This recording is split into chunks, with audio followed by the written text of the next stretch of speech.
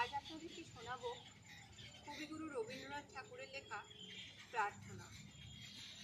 চিত্ত যেথা ভয় শূন্য, উচ্চ যেথা শীত, জ্ঞান যেথা মুক্ত, যেথা গৃহের প্রাচীর।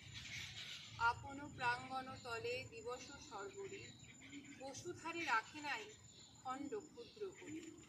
যেথা বাক্য হৃদয়ের উচ্চমুখ হতে উচ্ছ্বসিয়া উঠে, যেথা নির্বারিত স্রোতে দেশে দেশে দিশে দিশে কর্মধারা ধায়, অজস্র সহস্রবিধ চরিতার্থতা।